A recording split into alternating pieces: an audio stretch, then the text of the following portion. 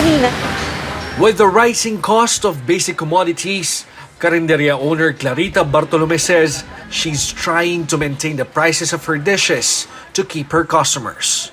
This may also mean that the portions she serves to her patrons are a little less than usual. Nag-a-adjust na lang po ako. Kasi kawawa naman po mga bumibili. Sa sabaw, yun, lilibre ko ang sabaw, anli yun. Even at the Obrero Public Market in Manila, vendors noticed soaring prices of meat, fish, and vegetables during the past weeks. But passing the entire price increase onto customers is not an option for them. The inflation rate last month may settle at 5 to 5.8%, despite lower electricity rates in Meralco-serviced areas and decline in prices of rice and LPG. The BSP says the increase in domestic petroleum prices and key food items, as well as peso depreciation, are affecting the inflation.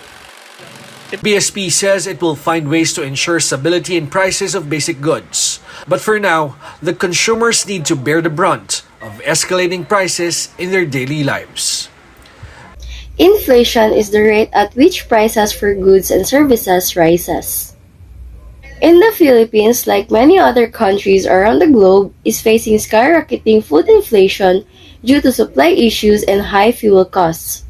Inflation in the Philippines eased to 6.3% in August 2022, after 5 consecutive months of acceleration. Positive effects of inflation. First is higher profits. Second is better investment returns. Third is increase in production. Fourth is more employment and better income. Fifth is shareholders can earn a good income. Sixth is benefits to borrowers.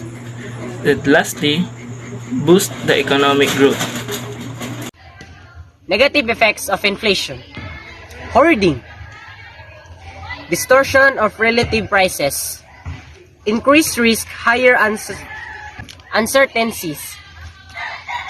Income diffusion effect. Existing creditors and fixed income recipients will be hurt. Lowers national saving. Causes malinvestment, tax bracket, and business cycles. Increased prices of imported goods. What is the benefits of inflation? When the economy is not running at capacity, meaning there is unused labor or resources, inflation theoretically helps increases production. More dollars translate to more spending, which equates to more aggregated demand. More demand, in turn, triggers more production to meet that demand. For us to able to mitigate this one, we need to find first the root of the problem. This has been an unsolved issue for so long. We need to emancipate ourselves from this inflation. To me, we need to become a responsible citizens of this country.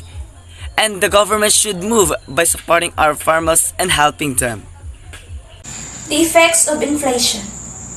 In an inflation environment, unevenly rising prices inevitably reduce the purchasing power of some consumers, and this erosion of real income is the single biggest cost of inflation. Inflation can also distort purchasing power over time for recipients and payers of fixed interest rates. Inflation is potentially damaging the economy and the lower consumer spending and lower growth. For example, when prices are falling, consumers are encouraged to delay purchasing and hope prices will be cheaper in the future. A moderate inflation rate reduces the real value of debt. Recommendations on how society can benefit from the inflation. Number 1, manage your cash correctly. Number 2, invest on stocks. Number 3, invest in a real estate. Number 4, invest in commodities. Number 5, energy sector. Number 6, invest in cryptocurrency. And number 7, consumer staples.